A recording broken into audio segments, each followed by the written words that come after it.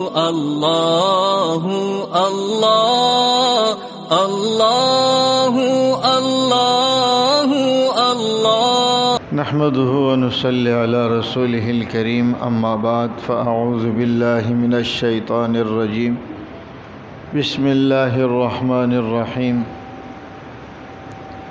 قل يا عبادي الذين اسرفوا على انفسهم لا تقنطوا من رحمة الله ان الله يغفر الذنوب جميعا انه هو الغفور الرحيم صدق اللہ العظیم۔ درود شریف پڑھ لیجیے۔ اللہم صلی علی سیدنا وعلی آل سیدنا مولانا محمد مبارک وسلم۔ اللہ تعالی عام دعوت دے رہے ہیں کہ میرے بندو میری رحمت سے مایوس نہ ہونا، کیوں؟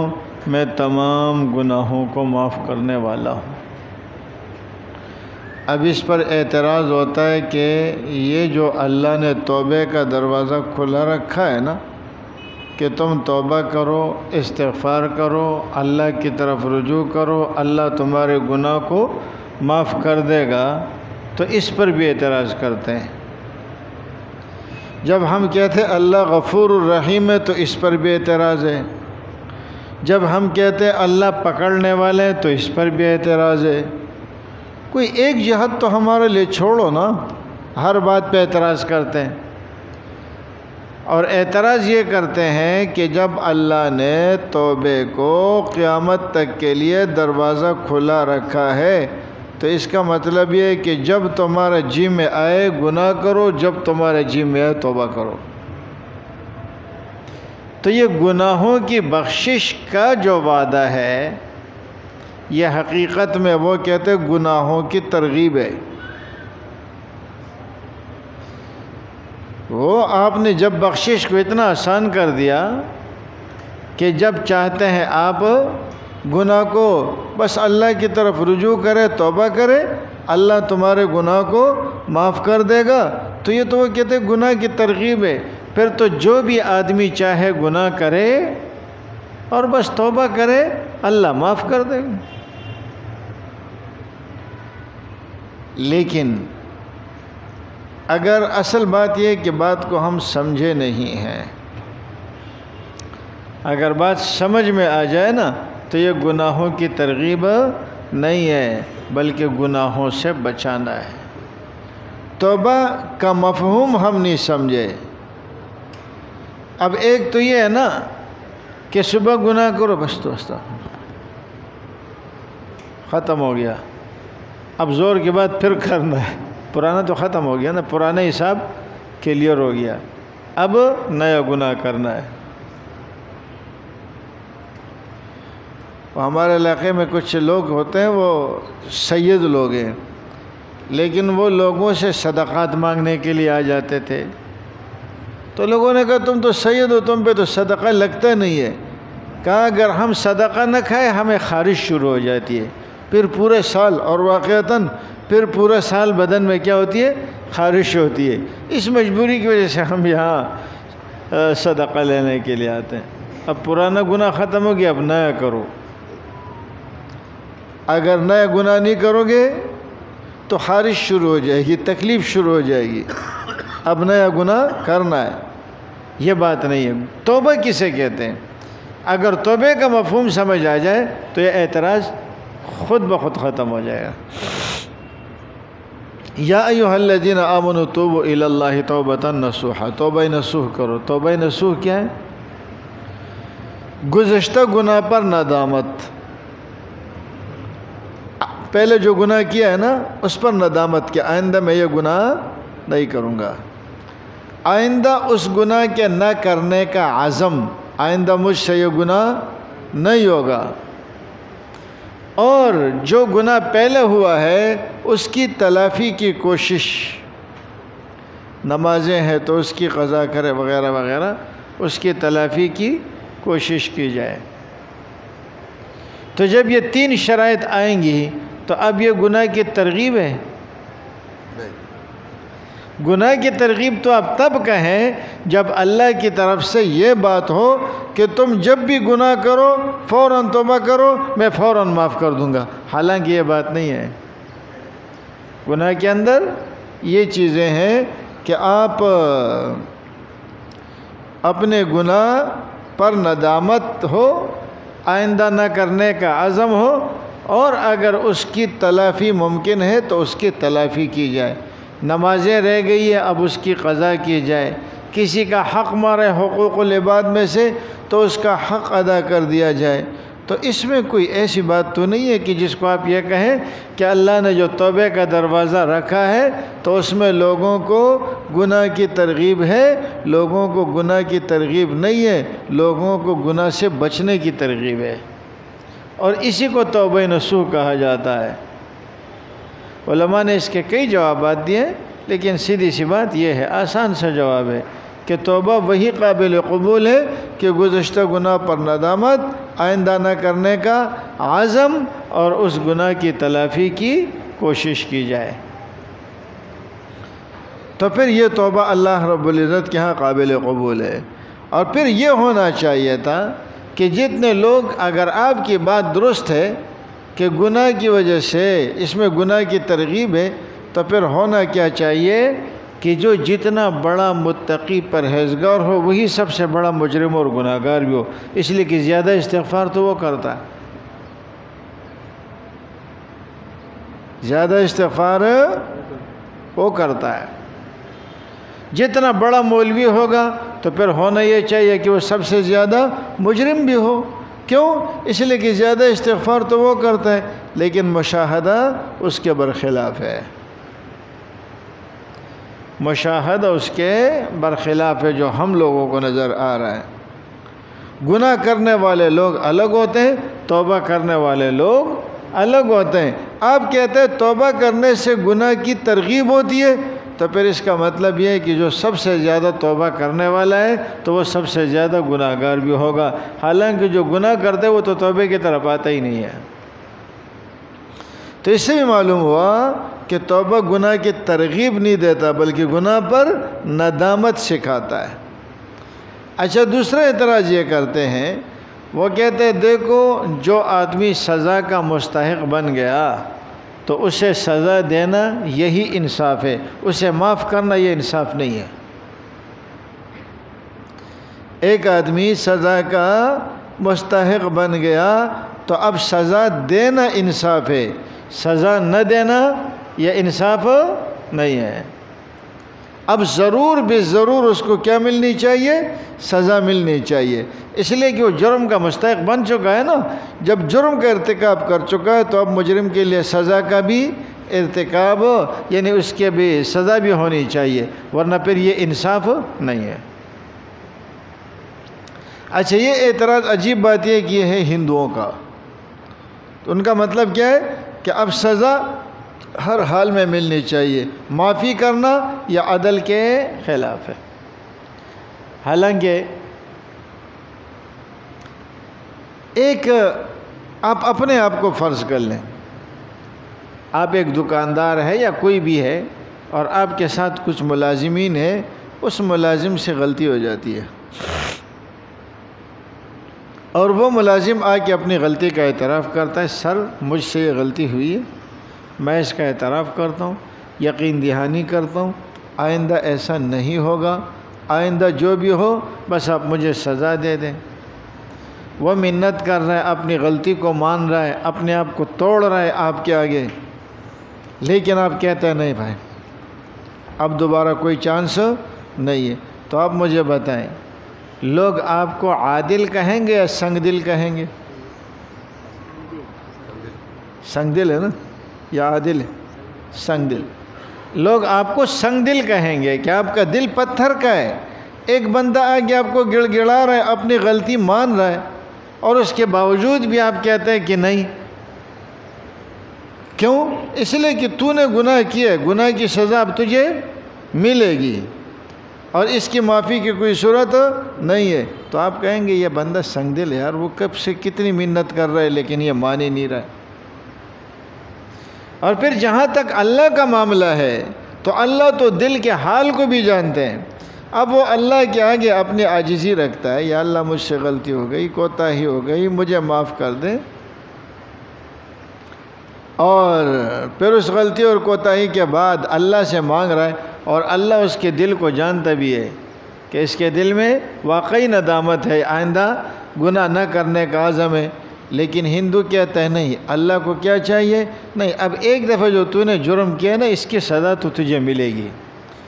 اچھا، پھر ان کے ہاں جرم کی سزا کیا ہے؟ ہندوؤں کے ہاں، ہندوؤں کے ہاں وہ اگلے جنم میں، اب مر جائیں گے، آپ کی جو روح ہے نا، وہ اگلے جنم میں جب دوبارہ آپ پیدا ہوں گے تو آپ کو اللہ سے، یعنی ان کا بھگوان جو آپ کو سزا دے گا، وہ سزا کیسے ہوگی؟ یا آپ کو مچھر کی شکل میں پیدا کر دے گا، اڑتے رہو، مچھر کی شکل میں پیدا کرے گا. وہ کہتے ہیں نا، یہ جو موجودہ مچھر ہے یہ وہ پرانے مجرم ہے، ان کو اس کی سزا مل رہی ہے. یا چھپکلی کی شکل میں پیدا کر دے گا. تو وہ کہتے ہیں دیکھو، یہ جتنی مخلوق اس وقت انسانوں کے علاوہ ہے نا، ان لوگوں کو وہ سزائیں مل رہی ہے جو انہوں نے پچھلے جنم میں گناہ کیے تھے. اب جب آپ نے گناہ کر لیا، اب اگلی جنم میں تجھے اس کی سزا ملے گی. ہاں، اس کے بعد مزید گناہ نہ کر. تو جب اگلے جنم میں اس کو مچھر بنا نہیں ہے تو اب وہ مزید گناہ کیوں نہ کرے؟ اب وہ مزید گناہ کیوں نہ کرے؟ سزا کا تو مستحق بن چکا ہے نا. اب اگلے جنم میں جائے کہ وہ بندر بنے گا، سور بنے گا، چونٹی بنے گا، کچھ بھی بنے گا. تو جب وہ بنے گا ہی تو پھر کیا ہے؟ سزا تو اسے مل رہی ہے نا. تو بات یہ ہے کہ اللہ کو معلوم ہے، اور پھر اس کے باوجود اللہ جانتا ہے کہ میرا بندہ، اللہ کا نام نہیں لیں گے، ان کے جو ایشور ہے یا ان کے جو بھگوان ہے، جو بھی ہے، وہ تو جانتے ہیں کہ یہ بندہ جو مجھ سے روٹھا ہوا تھا اب یہ توبہ واقعی کر رہا ہے، لیکن پھر بھی وہ کہتے ہیں میں تجھے معاف نہیں کروں گا. تو اس ایشور سے یا اس بھگوان سے تو وہ دکاندار اچھا ہے جو اپنے مجرم کو معاف کر دیتا ہے، یہ معاف نہیں کرتا. دوسری بات، اگر آپ بات سمجھ چکے ہوتے تو کبھی آپ کو اعتراض پیش نہ آتا. بات یہ کہ ایک ہے حقوق العباد اور ایک ہے حقوق اللہ. حقوق اللہ، حقوق العباد کی معافی ان کی معافی کے بغیر ممکن نہیں ہے. پہلے ان کا حساب دلایا جائے گا. ہاں، اگر صاحب حق معاف کر دے تو معافی ہو جاتی ہے. صاحب حق معاف کر دے تو معافی ہو جاتی ہے. لیکن اگر صاحب حق معاف نہ کرے تو اللہ بھی معاف نہیں کرتے. ایک ہوتا ہے آپ کا اپنا حق، اور جب آپ اپنے حق کو چھوڑ رہے ہیں تو یہ آپ کی شان کریمی ہے، یہ آپ کا کرم ہے. اللہ اپنے حق کو چھوڑ کر معاف کر رہا ہے تو اس پر اللہ کی ذات قابل تعریف ہے، یا یہ کہ نعوذ باللہ اس پر اعتراض کیا جائے؟ قابل تعریف ہے، وہ اپنا حق چھوڑ رہا ہے. ہاں، اگر وہ دوسرے کا حق چھوڑتا اس کی مرضی کے بغیر تو پھر یہ ہے کہ آپ اعتراض کر سکتے تھے. لیکن جب آپ اپنا حق چھوڑ رہے ہیں تو اپنا حق چھوڑنے کا آپ کو حق ہے. تو لہٰذا یہ کہنا ہے کہ انسان گناہ کرتا ہے اور پھر اللہ اس کے توبے کو قبول کرتا ہے تو یہ تو گناہ کی ترغیب ہو گئی، اور یا تو یہ عدل کے خلاف ہو گیا. یہ دونوں باتیں غلط ہیں. اور یہ اللہ کا کرم ہے کہ اللہ تعالیٰ نے مسلمانوں کے لیے ایک موقع رکھا ہے. مرنے سے پہلے جب بھی چاہو توبہ کر لو، اللہ کی طرف رجوع کر لو. حضرت مفتی تقی عثمانی صاحب فرماتے ہیں میں افریقہ گیا ہوا تھا تو وہاں ایک پودا مجھے دکھایا گیا، کہا کہ اس پودے کو جو ہاتھ لگاتا ہے نا اس کو فوراً بخار چڑھ جاتا ہے. فوراً ہاتھ لگاتے ہی بخار چڑھ جاتا ہے، شدید بخار. لیکن جہاں بھی وہ پودا پایا جاتا ہے اس کی جڑوں میں ایک چھوٹا سا پودا اور ہوتا ہے، یہ ضرور ہوتا ہے۔ جہاں بھی یہ خطرناک زہریلا پودا ہوتا ہے نا، اس کے جڑوں میں ایک چھوٹا سا پودا اور ہوتا ہے، تو اس کو ہاتھ لگا کہ تھوڑا سا مسل لو تو بخار اتر جاتا ہے۔ اب دیکھیے اللہ نے بخار بھیجا تو بخار کا علاج بھی بھیجا، اس کا تریاق بھی بھیجا۔ تو اللہ تعالیٰ نے اگر انسان کے لیے گناہ کی صفت رکھی جاتی کہ گناہ جب چاہو شیطان اس سے گناہ کروائے گا، لیکن اگر توبہ کا دروازہ نہ ہوتا تو انسان مشکل میں پھنس جاتا، تو اللہ نے ساتھ میں تریاق بھی بھیج دیا۔ اللہ نے ساتھ میں اس گناہ کا تریاق بھی بھیج دیا کہ اگر اول تو کیا ہے کہ گناہ کرنے کے بعد جو توبہ ہے، توبہ کی تفصیل میں نے آپ کو بتائی، لیکن آیا ایسی توبہ کرنے کے بعد وہ بندہ فرشتہ بن جائے گا؟ ہاں، آپ اگر توبہ کر لیں تو کیا توبہ کرنے کے بعد آپ فرشتہ بن جائیں گے کہ دوبارہ گناہ نہیں کریں گے؟ نہیں، ہم انسان ہیں بابا، ہم انسان ہیں، ہم سے غلطی ہوگی، ہم کتنی مضبوط قسمیں کیوں نہ کھائیں مگر پھر بھی ہوگی، لیکن ہمارا ارادہ نہیں ہونا چاہیے، ارادہ خیر کا ہونا چاہیے، ارادہ خیر کا ہونا چاہیے تو اللہ پھر مدد کرتا ہے۔ جب ارادہ ہی نہیں ہوتا تو پھر اللہ کی مدد بھی نہیں آتی۔ وہ ایک جذباتی آدمی تبلیغی جماعت میں گیا، پہلی مرتبہ بیچارہ گیا تھا، اب وہاں پہ چلا 4 مہینے جو بھی لگایا، گھر پہ پہنچا تو اب گھر پہ لڑائی جاری ہے، اندر مار کٹائی ہو رہی ہے۔ باہر نکلا تو لوگوں نے کہا بابا کیا ہو گیا ہے، بیوی کو کیوں مار رہا ہے؟ کہتے یہ داڑھی نہیں رکھتی، بیوی داڑھی نہیں رکھتی، میں اس لیے اس کو مار رہا ہوں۔ تو اس نے کہا عورت کہاں سے داڑھی رکھے؟ بولا ارادہ تو کرے نا۔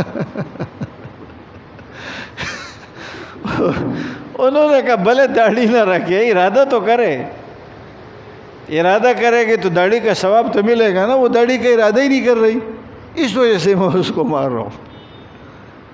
تو اللہ نے ہمارے لیے معاملہ بڑا آسان رکھا ہے، بات سمجھ آ رہی ہے؟ ہم نیکی کا ارادہ تو کریں تو پھر اللہ تعالیٰ راستے آسان فرما دیتے ہیں، اور پھر اس میں اللہ رب العزت کی مدد آتی ہے۔ تو یہ جتنے بھی نیکی کے کام ہیں نا، خاص کر ہمارے اعتکاف والے بھی بڑے شریف لوگ ہیں، خود ہی پیغام بھیجے کہ امام صاحب سے کہہ دو کہ ہمارے لیے نماز پہ بیان کرو، جب اتنا تمہیں معلوم ہے تو پڑھا کرو نا، بیان کی کیا ضرورت ہے؟ جب اتنا آپ کو معلوم ہے، کون ہے جسے معلوم نہ ہو؟ کوئی ایک بندہ جو یعنی کہ انتہائی گرا ہوا، وہ مسلمان تو چھوڑو، ہندو اور عیسائی کو بھی پتہ ہے کہ مسلمانوں پہ نماز فرض ہے یا نہیں ہے؟ مسلمان تو مسلمان ہے نا، یہ تو ہندو اور عیسائی کو بھی پتہ ہے کہ مسلمان پہ نماز فرض ہے۔ تو معلوم ہے نماز صرف رمضان کے لیے نہیں ہے، نماز صرف رمضان کے لیے نہیں ہے، نماز یہ سدا بہار عبادت ہے، یہ ہر وقت کے لیے۔ تو اس لیے انسان کو ارادہ رکھنا ہے، عزم مضبوط رکھنا ہے، کیا کہ آئندہ ہماری نماز قضا نہیں ہوگی۔ جب آپ ارادہ کریں گے تو پھر اللہ کی طرف سے مدد آتی ہے۔ اب آپ مجھے بتائیں، یہ رمضان جب آیا نہیں تھا اور قریب تھا تو ہم لوگ کیا سوچ رہے تھے کہ رمضان ہے اور پہلے ہی دن میں مر گیا، یہ روزہ اتنا مشکل لگ رہا تھا نا، الحمدللہ ختم ہو گیا۔ اب آپ دیکھیے جو نہ رکھتا وہ آج تک نہ رکھتا اور نہیں رکھتے، لیکن جو رکھتا ہے نا اس کے لیے اللہ راستے آسان فرما دے، ان کے لیے اللہ راستہ آسان۔ روزانہ رکھتے ہیں روزانہ پورا ہوتا ہے، روزانہ رکھتے ہیں روزانہ پورا ہوتا ہے، کوئی تکلیف نہیں ہے کسی کو، سب الحمدللہ۔ تو شرط کیا ہے کہ ہم ارادہ کر لیں، اور ارادہ کیا ہے کہ اللہ اب انشاءاللہ نماز کے بعد بھی میری کوئی رمضان کے بعد بھی میری کوئی نماز قضا نہیں ہوگی، رمضان کے بعد بھی انشاءاللہ میں کچھ نہ کچھ تلاوت کروں گا، نماز کے یا رمضان کے بعد بھی انشاءاللہ میں کبھی کبھی روزے رکھوں گا۔ اللہ تعالیٰ ہمت دیتے ہیں، لیکن جب آپ پیچھے ہٹیں گے تو پھر ہمت ہار جاتے ہیں۔ تو اس لیے اس چیز کی نیت کریں۔ سب سے پہلے جو سوال ہوگا وہ نماز کے بارے میں، سب سے پہلا سوال عبادات میں جو ہوگا نا وہ نماز کے بارے میں ہوگا۔ اگر یہ نماز درست رہی تو باقی معاملات بھی درست رہیں گے، یہ درست نہ رہی تو باقی معاملات بھی ایسے۔ امام احمد بن حنبل رحمۃ اللہ علیہ کا معاملہ اس میں بہت سخت ہے۔ وہ فرماتے جو شخص نماز چھوڑ دے وہ نعوذ باللہ مرتد ہو گیا، کافر ہو گیا، اور مرتد کی سزا کیا ہے؟ اس کو قتل کر دیا جائے، اس پر جنازہ نہ پڑی جائے، اس کو گھسیٹ کر کھڈے میں ڈال دیا جائے، اس کے لیے قبر بھی نہ لایا جائے، مسلمانوں کے قبرستان میں دفن بھی نہ کیا جائے۔ معمولی مسئلہ نہیں ہے۔ امام احمد بن حنبل رحمۃ اللہ علیہ اس میں زیادہ سخت ہے، اور امام ابو حنیفہ رحمۃ اللہ علیہ بھی فرماتے ہیں نہیں کہ وہ کافر تو نہیں ہوا، لیکن اس کو جیل میں ڈال دیا جائے اور جوتے سے پٹائی ہو۔ پٹائی بھی کس سے ہو؟ جوتے سے، تاکہ آئندہ یہ ایسی حرکت نہ کرے۔ دوسرے ائمہ بھی کہتے ہیں کہ وہ کافر ہو جاتا ہے، لیکن یہ ہے کہ وہ تجدید ایمان کر لے، مسئلہ حل ہو جائے گا، واجب القتل نہیں ہے۔ اب آپ اندازہ کریں کتنا خطرناک معاملہ ہے، اور جتنا خطرناک معاملہ ہے، جتنی آسان عبادت ہے، شیطان اتنا ہی اس عبادت کو ہمارے لیے مشکل بنا دیتا ہے۔ حالانکہ نماز پڑھنے میں تو کوئی ایسی بات نہیں ہے، نماز پڑھنا تو بہت آسان عبادت ہے، کوئی مشکل تھوڑی ہے۔ اب اگر بندر نچانے والا یا سانپ نچانے والا آ گیا تو ہم جا کے ایک پاؤں پر کھڑے ہو جائیں گے، 2 گھنٹے تک اس کا کھیل دیکھیں گے۔ لیکن نماز میں اگر 4 منٹ کے بجائے 5 منٹ ہو گئے، ہو مولوی صاحب نے بہت دیر کر دی، مولوی صاحب نے بہت دیر کر دی۔ نہیں، یہ ایمان کی کمزوری کی دلیل ہے۔ ایمان اور عبادت جو ہے شرح صدر کے ساتھ ہونی چاہیے۔ دوسری بات دیکھیں، انسان کی زندگی کا کوئی بھروسہ نہیں ہے۔ ماشاءاللہ یہ موجود ہے جو ہماری نئی نسل آ رہی ہے نا، اس میں جہاں برائیاں پائی جا رہی ہے تو ان میں خوبیاں بھی بہت پائی جا رہی ہیں۔ ابھی میں نے یہ بات نوٹ کی کہ جو ہماری جو ینگ لڑکے ہیں نا، ماشاءاللہ سب داڑھی والے ہیں۔ ابھی ادھر آپ دیکھیں نا، اور الحمدللہ لوگوں میں رجحان بڑھ رہا ہے۔ یہ جتنے ینگ لڑکے ہیں یہ سب ماشاءاللہ داڑھی والے ہیں، تو اللہ کا شکر ہے لوگوں کا رجحان بھی بڑھ رہا ہے۔ اور باقی جو ہے جن کی نہیں ہے تو وہ ارادہ کر لے۔ عورتیں بیچاری تو رکھ نہیں سکتی نا، تو اس میں ہم ارادہ کر لیں۔ ہمارے ایک چچا تھے، بہت بڑے عالم تھے، اور یہاں بھی انہوں نے ایک آدھ بیان کیا، بہت بڑے قابل اور یعنی استاد العلماء تھے۔ تو ایک دفعہ مجھ سے کہنے لگے کہ میری زندگی ایسی گزر گئی کہ میں جب سوچتا ہوں نا کہ پتہ نہیں اللہ کے ہاں کون سا عمل قابل قبول میرا ہوگا، کس عمل کی وجہ سے میری بخشش ہو جائے گی، تو کہنے لگے کہ آدمی سوچتا ہے نا، سوچتے سوچتے سوچتے سوچتے آخر اسی ایک نقطے پہ آ کے پھرتا ہوں کہ بھائی میری سفید داڑھی ہوگی، شاید اس سفید داڑھی پر اللہ کو رحم آ جائے، شاید اس صورتحال پر اللہ کو رحم آ جائے۔ حالانکہ داڑھی رکھنے سے یہ مردوں کی زینت ہے۔ اب آپ لوگ بتائیں، آپ خوبصورت ہے یا میں؟ ہے کوئی جو آئے میرے ساتھ مقابلہ حسن کرے میدان میں؟ ہاں، ہم تو میدان میں کھڑے ہیں۔ تو داڑھی جو ہے یہ مردوں کی زینت ہے، اور چوٹیاں بنانا یہ عورتوں کی زینت ہے۔ لیکن جو بندہ اس کو، مولانا طاء اللہ شاہ بخاری رحمۃ اللہ علیہ کے ہاں ایک شخص آیا اپنے بچے کو لے کے آیا، تو وہ بچہ شاہ صاحب نے ان سے لیا. جب ان سے لیا تو وہ بچہ رونے لگا. تو اس نے کہا کہ شاہ صاحب یہ جو ہے پہلی مرتبہ آپ کے پاس جب آتا ہے تو رو پڑتا ہے، اور میرے پاس جب آتا ہے تو پھر نہیں روتا. انہوں نے کہا یہ ماں کے ساتھ عادی ہے. بات بابا کو سمجھ آئی، باقی کسی کو سمجھ میں ہے. تو شاہ صاحب نے کیا فرمایا، یہ ماں کے ساتھ عادی ہے، اس لیے تیرے اوپر اس کو کوئی اعتراض ہو نہیں ہے، لیکن جب میری داڑھی دیکھتا ہے تو پھر رونا شروع کر دیتا ہے. یہ مردوں کی علامت ہے، یہ مردوں کی علامت ہے. ہاں ہم یہ نہیں کہتے. اب یہ جو اپنے عاصم صدیقی صاحب تھے، ان کی داڑھی نہیں تھی، ہاں، لیکن یقین مانے میں اس کا مرید تھا. اس کے اندر کچھ چیزیں میں نے ایسی دیکھی تھی. اور باتیں تو چھوڑیں، ان کی باقی خوبیاں چھوڑیں. 1.25 کروڑ مرتبہ اس شخص نے کلمے کا ورد کیا ہے. 1.25 کروڑ، 1.25 لاکھ نہیں، 1.25 کروڑ.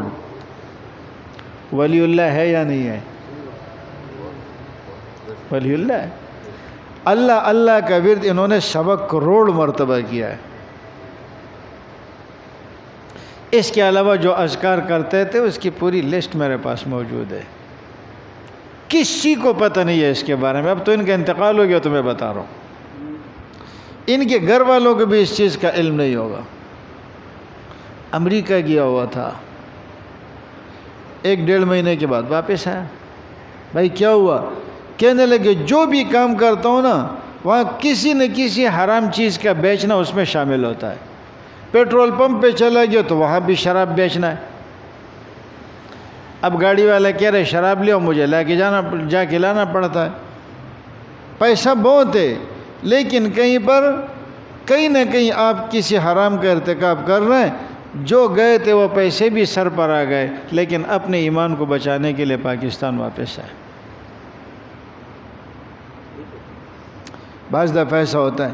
ایک دفعہ مولانا یوسف بن نوری رحمۃ اللہ علیہ کہیں تقریر فرما رہے تھے، تو مولانا سے پہلے مصر کے کوئی عالم تھے، وہ اللہ کے بندے داڑھی رکھتے ہی نہیں ہے.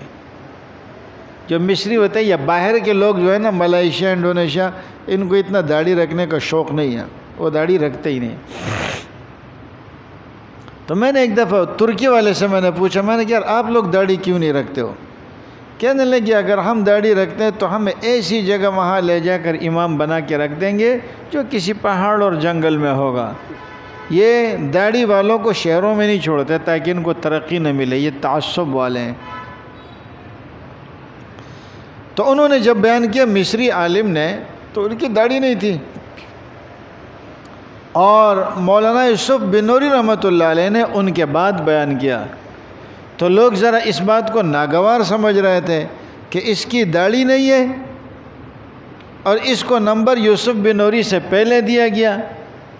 اور پاکستانی عوام کا ذہن تو پھر آپ کو معلوم ہے کہ ہم بغیر داڑھی والے کی بات نہیں سنتے. مولانا یوسف بن نوری رحمۃ اللہ علیہ نے یہ بات محسوس کر لی کہ لوگ اس کے تقریر پر ناراض ہو گئے کہ یہ کیسے اتنے بڑے علماء کے مجمع میں کھڑے ہو کر تقریر کر رہا ہے. جب مولانا یوسف بن نوری رحمۃ اللہ علیہ کی باری آئی تقریر کی، تو مولانا یوسف بن نوری رحمۃ اللہ علیہ نے ان لوگوں سے کہا کہ ہاتھ اٹھاؤ، ایک دعا کرو. اب لوگوں نے ہاتھ اٹھائے اور دعائیں مانگنا شروع کی. اچھا اب اس عرب نے بھی ہاتھ اٹھایا، اس کو کچھ سمجھ تو نہیں آ رہا اردو میں کیا کہہ رہا ہے، اس نے بھی ہاتھ اٹھایا ہوا ہے. مولانا یوسف بن نوری صاحب اس کے ترجمانی کرتے تھے، وہ عربی میں تقریر کرتی ہے، ترجمانی کرتے تھے. حضرت نے جب دعا کر لی تو اس بندے نے ان سے پوچھا کہ آپ نے کیا دعا ہم سے منگوائی؟ یوسف بن نوری رحمۃ اللہ علیہ نے فرمایا کہ میں نے اس بات کی دعا کی کہ لوگوں دعا کرو کہ میرا ظاہر اللہ اس کو دے دے اور اس کا باطن اللہ مجھے دے دے. یہ جو بغیر داڑھی والا بندہ ہے نا، یا اللہ اس کا باطن مجھے دے دے اور میرا ظاہر اس کو دے دے. اس نے ادھر ہی کھڑے ہو کے اعلان کیا کہ آج کے بعد میں داڑھی نہیں کاٹوں گا.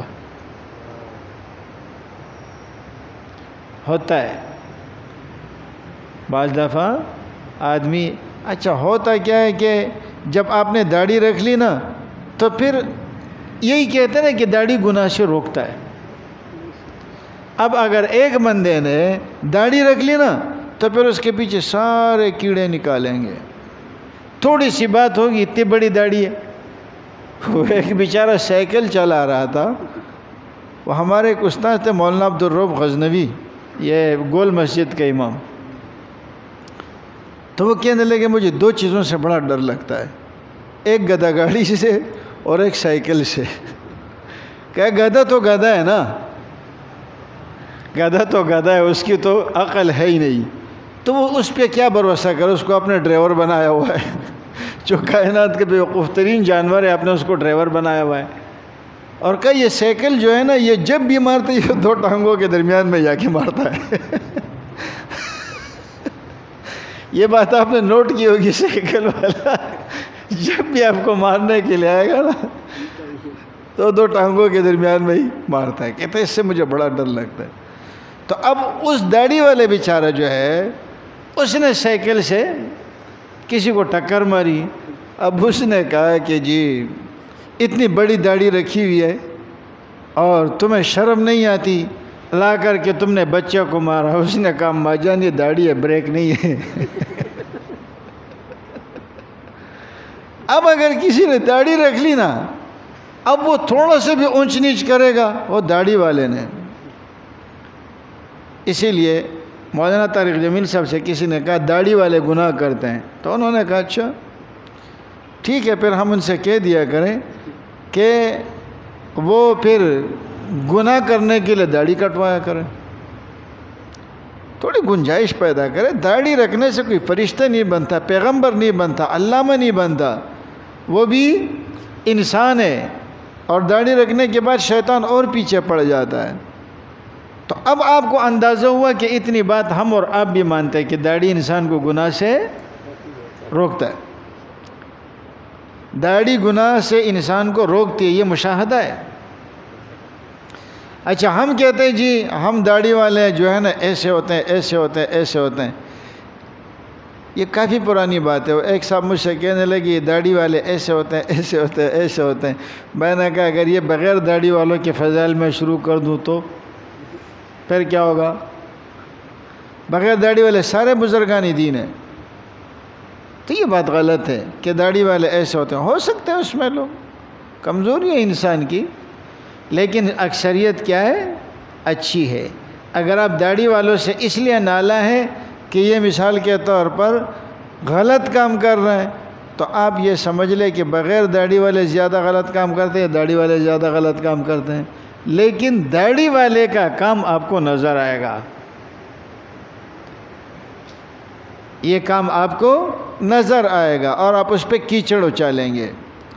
تو داڑھی رکھنے کا یہ مطلب نہیں ہے کہ آپ فرشتے بن گئے، لیکن یہی داڑھی آپ کو گناہوں سے باز رکھے گی. اللہ ہمارے لیے معاملات کو آسان فرمائے. اللہم انت السلام.